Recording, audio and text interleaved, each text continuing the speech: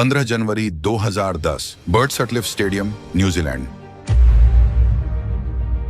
ICC under 19 world cup 2010, Pakistan बनाम West Indies. आप में से कई लोग इस बारे में शायद ही जानते होंगे, लेकिन आपकी जानकारी के लिए बता दूं कि यही वो मैच था जिसमें 16 साल के एक पाकिस्तानी लड़के ने 129 रन की शानदार पारी न्यूजीलैंड में खेली थी। और आपको जानकर हैरानी होगी कि उसी 16 साल के लड़के ने इस मैच में वेस्ट इंडीज के 2 टॉप ऑर्डर बैट्समैन को आउट भी किया था। और हैरानी की बात तो ये है कि ये जो विकेट्स उस लड़के ने लिए वो कोई कैच आउट नहीं थे, दोनों विकेट्स उसने अपनी काबिलियत से लिए थे, एक बोल्ड और एक एलबीडब्ल्यू। अब आप सोच रहे होंगे तब ये खिलाड़ी ज्यादा चर्चा में क्यों नहीं आया, क्योंकि अंडर 19 वर्ल्ड कप उस वक्त कोई बड़ी बात नहीं थी और शायद ही कोई उस पर ध्यान देता। लेकिन उस वक्त किसी ने भी यह नहीं सोचा था कि 16 साल का यह लड़का पाकिस्तान क्रिकेट टीम में अपना सबसे बड़ा योगदान देने वाला है, क्योंकि आगे चलकर यही लड़का पाकिस्तान क्रिकेट में सबसे अच्छे एवरेज के साथ 9 साल के करियर में 31 इंटरनेशनल शतकों का मालिक बनने वाला था। स्टैट से शायद आपको भी पता चल गया होगा कि हम किस पाकिस्तानी खिलाड़ी के बारे में बात करने वाले हैं। अगर आपने सोच लिया है तो हाँ, आपने बिल्कुल सही सोचा है, ये वही खिलाड़ी हैं, बाबर आजम, जिनके स्टैट्स उन्हें one of the best cricketer बताते हैं, लेकिन उनके आलोचक उन्हें एक फ्लॉप खिलाड़ी मानते हैं।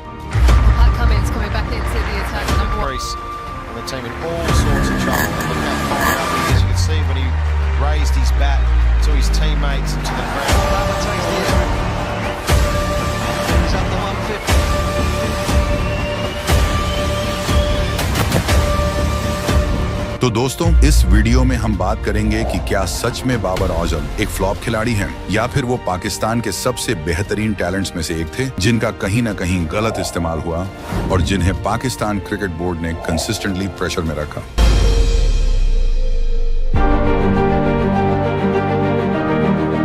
लेकिन उससे पहले मैं आपसे कुछ कहना चाहता हूं। मैंने इससे पहले एक वीडियो बनाई थी जिसमें मैंने ये दिखाया था कि न्यूजीलैंड बनाम पाकिस्तान के मैच में भारतीय क्रिकेट फैंस पाकिस्तान का सपोर्ट कर रहे थे, और मैंने वो वीडियो भारतीय दर्शकों के लिए बनाई थी। मुझे बिल्कुल उम्मीद नहीं थी कि वो वीडियो पाकिस्तान तक जाएगी, लेकिन उस पर पाकिस्तान क्रिकेट फैंस ने काफी अच्छा रिस्पॉन्स दिया, वहीं भारतीय फैंस ने आलोचना की।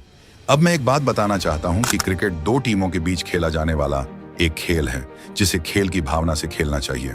इसमें किसी की भी माँ बहन को शामिल नहीं करना चाहिए। दोस्तों, अगर आपको ये वीडियो अच्छी लगती है तो वीडियो को लाइक और चैनल को सब्सक्राइब करना मत भूलना, क्योंकि बहुत ही लिमिटेड लोग हैं जो क्रिकेट डॉक्यूमेंट्रीज देखते हैं और महज 1% दर्शक ही चैनल को सब्सक्राइब करते हैं। अगर आप चैनल को सब्सक्राइब करते हैं तो मैं आपसे वादा करता हूँ कि आपके लिए इसी तरह का रियल और अमेजिंग कंटेंट लेकर आऊंगा। ये वीडियो मेरे एक सब्सक्राइबर की डिमांड पर मैं बना रहा हूँ, तो अब वीडियो की शुरुआत करते हैं। इस वीडियो में जो भी जानकारी मैं आपको बताने वाला हूँ उनका लिंक डिस्क्रिप्शन में दिया गया है, तो आप निश्चिंत रहिए, मैं अपनी तरफ से कोई भी अतिरिक्त डिटेल्स नहीं बताऊंगा, सब कुछ फैक्ट्स पर आधारित है। बाबर आजम, जिन्हें ट्रोल किया जाता है जिम्बाबर कहकर, लेकिन क्या आपने कभी सोचा है क्या सच में उनके आंकड़े उन्हें जिम्बाबर कहने के लायक बनाते हैं? अगर आपका जवाब है यस, तो चलिए अब उनके आंकड़ों पर एक नजर डालते हैं। अगर टेस्ट मैच में बाबर आजम की परफॉर्मेंस की बात करें तो उन्होंने 100 पारियों में 43 के औसत से 3997 रन बनाए हैं। अब क्योंकि उन्हें जिम्बाब्वे के नाम पर ट्रोल किया जाता है, तो सबसे पहले उनके जिम्बाब्वे के खिलाफ आंकड़ों पर नजर डालते हैं। उन्होंने जिम्बाब्वे के खिलाफ 2 पारियों में केवल 2 रन बनाए हैं, जहां वह पूरी तरह फ्लॉप रहे। लेकिन अगर बड़ी टीम्स यानी ऑस्ट्रेलिया, न्यूजीलैंड, इंग्लैंड और साउथ अफ्रीका के खिलाफ उनके आंकड़ों को देखें तो ऑस्ट्रेलिया के खिलाफ उन्होंने 25 पारियों में 925 रन बनाए हैं। उनका हाईएस्ट स्कोर 196 है, औसत 38 का है, और उन्होंने 2 शतक और 4 अर्धशतक लगाए हैं। इंग्लैंड के खिलाफ उनके आंकड़े शानदार हैं। 14 पारियों में उन्होंने 53 के औसत से 646 रन बनाए हैं, जहां उनका हाईएस्ट स्कोर 136 है। उन्होंने इंग्लैंड के खिलाफ 1 शतक और 6 अर्धशतक बनाए हैं। वहीं न्यूजीलैंड के खिलाफ बाबर ने 13 पारियों में 57 के औसत से 635 रन बनाए हैं। उनका हाईएस्ट स्कोर 161 है, जिसमें 2 शतक और 3 अर्धशतक शामिल हैं। अगर ऑस्ट्रेलिया के खिलाफ उनके प्रदर्शन को देखें तो उन्होंने 10 पारियों में 41 के औसत से 401 रन बनाए हैं। उनका हाईएस्ट स्कोर 196 का है और उन्होंने 1 शतक और 3 अर्धशतक लगाए हैं। साउथ अफ्रीका के खिलाफ उनके आंकड़ों पर नजर डालें तो 10 पारियों में उन्होंने 34 के औसत से 343 रन बनाए हैं। उनका हाईएस्ट स्कोर 77 है और उन्होंने 3 अर्धशतक लगाए हैं। तो जिम्बाब्वे के नाम से ट्रोल करने वालों को ये बात समझनी चाहिए कि बड़ी टीमों के खिलाफ बाबर आजम की परफॉर्मेंस उनके काबिलियत का सबूत है। टेस्ट क्रिकेट में उनका रिकॉर्ड दिखाता है कि वह एक वर्ल्ड क्लास खिलाड़ी है। अगर हम बाबर आजम के T20 करियर के आंकड़ों की बात करें तो उन्होंने 119 पारियों में 130 के स्ट्राइक रेट के साथ कुल 4192 रन बनाए हैं। उनकी अब तक की सबसे बड़ी पारी 122 रनों की है। और आपको जानकर हैरानी होगी कि T20 में उनकी तीनों सेंचुरीज उन्होंने बड़ी टीमों के खिलाफ बनाई है, इंग्लैंड, न्यूजीलैंड और साउथ अफ्रीका। जिस जिम्बाब्वे की टीम के नाम से बाबर आजम को ट्रोल किया जाता है, उसी टीम के खिलाफ उनके आंकड़े अगर देखें तो उन्होंने जिम्बाब्वे के खिलाफ 6 पारियों में 38 के औसत और 124 के स्ट्राइक रेट से 232 रन बनाए हैं, जहां उनका हाईएस्ट स्कोर 82 रहा। अब बात करते हैं बड़ी टीम्स यानी India, Australia, England, south Africa और न्यूजीलैंड के खिलाफ उनकी परफॉर्मेंस की। इंडिया के खिलाफ बाबर ने 5 पारियों में सिर्फ 26 के औसत से 105 रन बनाए हैं, जहां उनका हाईएस्ट स्कोर 68 का था। लेकिन इंडिया के खिलाफ सिर्फ एक मैच में उन्होंने अच्छा प्रदर्शन किया, बाकी मैचों में उनका प्रदर्शन कुछ खास नहीं रहा। इंग्लैंड के खिलाफ उनके आंकड़े देखें तो 17 पारियों में उन्होंने 660 रन बनाए, जहां उनका हाईएस्ट स्कोर 110 रहा। उनका औसत 47 और स्ट्राइक रेट 141 का था। वहीं ऑस्ट्रेलिया के खिलाफ 11 पारियों में बाबर ने 47 के औसत से 430 रन बनाए, जहां उनका हाईएस्ट स्कोर 68 और स्ट्राइक रेट 128 का था। न्यूजीलैंड के खिलाफ उन्होंने 24 पारियों में 41 के औसत से 880 रन बनाए, जिसमें उनका हाईएस्ट स्कोर 101 रहा और उनका स्ट्राइक रेट 131 का था। और साउथ अफ्रीका के खिलाफ बाबर ने 12 पारियों में 34 के औसत से 416 रन बनाए, जहां उनका स्ट्राइक रेट 140 और हाईएस्ट स्कोर 122 रहा। तो जिम्बाब्वे के खिलाफ ट्रोल करने वालों को शायद यह समझना चाहिए कि बाबर की परफॉर्मेंस बड़ी टीमों के खिलाफ भी दमदार रही है। ये आंकड़े उनके क्रिकेटिंग स्किल्स को बखूबी दिखाते हैं। अगर बाबर आजम की वनडे परफॉर्मेंस की बात करें तो उन्होंने 117 पारियों में 56 के औसत से 5809 रन बनाए हैं। इसमें 19 शतक और 32 अर्धशतक शामिल हैं। अब सबसे पहले जिम्बाब्वे के खिलाफ उनके आंकड़ों पर नजर डालते हैं। उन्होंने जिम्बाब्वे के खिलाफ 8 पारियों में 114 के शानदार औसत और 449 रन बनाए हैं। इनमें 2 शतक और 2 अर्धशतक शामिल हैं। यहाँ उनकी परफॉर्मेंस काफी बेहतरीन रही। लेकिन बड़ी टीम्स के खिलाफ उनके प्रदर्शन पर नजर डालें तो भारत के खिलाफ उनका रिकॉर्ड उतना प्रभावशाली नहीं रहा है। उन्होंने 7 पारियों में केवल 31 के औसत और 78 के स्ट्राइक रेट के साथ 28 रन बनाए हैं। उनका हाईएस्ट स्कोर भारत के खिलाफ सिर्फ 50 का रहा। वहीं अगर ऑस्ट्रेलिया के खिलाफ उनके प्रदर्शन की बात करें तो उन्होंने 13 पारियों में 68 के औसत और 91 के स्ट्राइक रेट के साथ 906 रन बनाए हैं। उनका हाईएस्ट स्कोर 114 है और उन्होंने 3 शतक और 2 अर्धशतक बनाए हैं। इंग्लैंड के खिलाफ बाबर ने 20 पारियों में 47 के औसत से 884 रन बनाए हैं। उनका हाईएस्ट स्कोर 158 का है। उन्होंने इंग्लैंड के खिलाफ 2 शतक और 5 अर्धशतक बनाए हैं।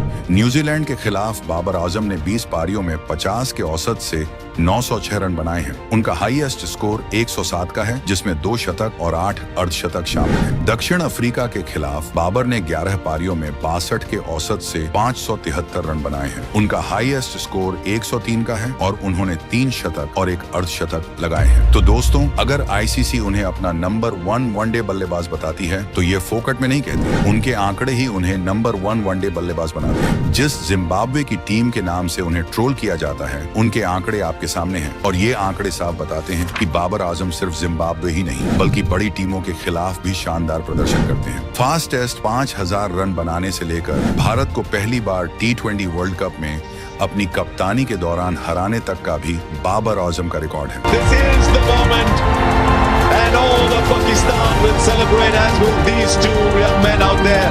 They're a wonderful opening partnership. Mohammad Rizwan, Babar Azam, calm, clinical and extremely skillful. Finally you've beaten India in a World Cup game. It's only a journey though, remember that. ये दिखाता है कि बाबर न केवल एक शानदार बल्लेबाज हैं, बल्कि एक प्रभावशाली कप्तान भी हैं, जिन्होंने मुश्किल हालात में अपनी टीम को आगे बढ़ाया। T20 वर्ल्ड कप 2022 में भी उनकी शानदार कप्तानी की बदौलत पाकिस्तान की टीम फाइनल तक पहुंची। हालांकि उनकी कप्तानी के दौरान कुछ खास किस्से नहीं रहे, लेकिन एक खिलाड़ी के रूप में उनकी परफॉर्मेंस हमेशा अव्वल दर्जे की रही। इसी के साथ उनकी कंसिस्टेंसी पर सवाल उठाने वाले हर एक फैन के सामने उनके कुछ ऐसे रिकॉर्ड्स भी हैं जो उन्हें एक कंसिस्टेंट खिलाड़ी बनाते हैं। ऑस्ट्रेलिया के क्रिकेट स्टेडियम्स, जहां कंगारू अपनी स्लेजिंग से विरोधी बल्लेबाजों को रन बनाने नहीं देते और जहां रोहित शर्मा जैसे बल्लेबाजों का भी एक भी टेस्ट और सेंचुरी नहीं है, वहीं पाकिस्तान के अकेले खिलाड़ी बाबर आजम ने टेस्ट मैचों में सेंचुरी स्कोर की है। ये दिखाता है कि बाबर सिर्फ स्किलफुल नहीं बल्कि मानसिक रूप से भी कितने मजबूत खिलाड़ी हैं। अब बात आती है कि पाकिस्तान ने कैसे एक इंटरनेशनल टैलेंट को मिसयूज किया है। अगर मैंने यह बात कही है तो मेरे पास इसका लॉजिक भी है। मैं इसे उदाहरण के जरिए समझाता हूँ। विराट कोहली जो दुनिया के नंबर 1 बल्लेबाज हैं, जब उन्हें भारत की कप्तानी दी गई तो उनकी कप्तानी में भारत ने एक भी आईसीसी टूर्नामेंट नहीं जीता। इस दौरान उनका कई बार डाउनफॉल भी आया। यहाँ मैं बाबर आजम की तुलना विराट से नहीं कर रहा हूँ क्योंकि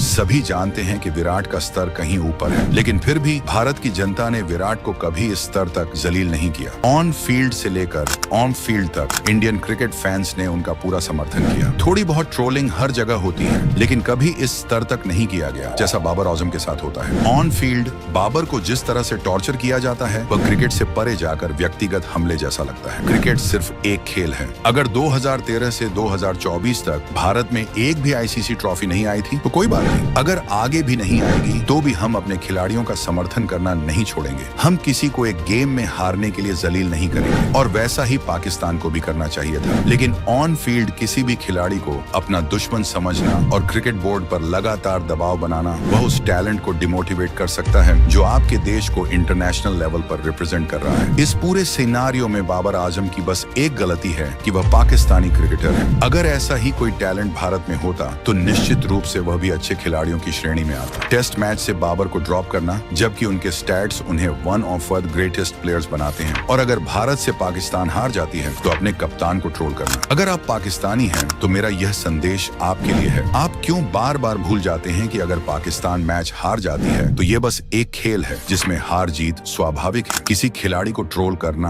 और उसे बार बार नीचा दिखाना ये साबित करता है कि कहीं न कहीं उस खिलाड़ी के साथ अन्याय किया जा रहा है। और वैसे भी चाहे वह कितना भी बड़ा खिलाड़ी क्यों ना हो, वह आपकी हर उम्मीद पर खरा नहीं उतर सकता। ट्रोलिंग के बाद उससे और बेहतर प्रदर्शन की उम्मीद करना उस पर अनुचित दबाव डालता है। खिलाड़ियों को समर्थन देना ही उनके आत्मविश्वास और प्रदर्शन को बनाए रखने का सही तरीका है। दोस्तों, हो सकता है कि आप मेरी बात से सहमत न हो क्योंकि आप में से कई लोगों को यह लग रहा होगा कि ये क्या फालतू बात हो रही है। दर्शकों से किसी खिलाड़ी के माइंडसेट पर क्या फर्क पड़ता है, लेकिन इस बात से आप भी सहमत होंगे कि बाबर आजम के लेवल के किसी भी खिलाड़ी के साथ इस स्तर पर इतनी ज्यादा नाइंसाफी नहीं हुई है। पिछले कई सालों के मैच आप उठाकर देख लीजिए। बाबर आजम से भी बुरे डाउनफॉल हमने देखे हैं, लेकिन किसी भी खिलाड़ी के साथ ऐसा नहीं हुआ कि उसके अपने ही देश वाले उसका विरोध कर रहे हों जबकि उस खिलाड़ी की कोई एक भी बड़ी गलती ना हो। मुझे नहीं याद कि बाबर आजम ने कभी ऑन फील्ड किसी खिलाड़ी के साथ बहस या झगड़ा किया हो, और आप में से भी शायद किसी को याद नहीं होगा। तो इसमें कोई दो राय नहीं है कि बाबर आजम एक जेंटलमैन स्पोर्ट्स पर्सन है। उनकी शालीनता और खेल भावना उन्हें बाकी खिलाड़ियों से अलग बनाती है, लेकिन फिर भी अगर उनके अपने ही लोग उन्हें बार बार नीचा दिखाने की कोशिश करें तो ये सिर्फ उनकी मेहनत और समर्पण का अपमान होगा। अगर बाबर आजम के फैंस उनकी तुलना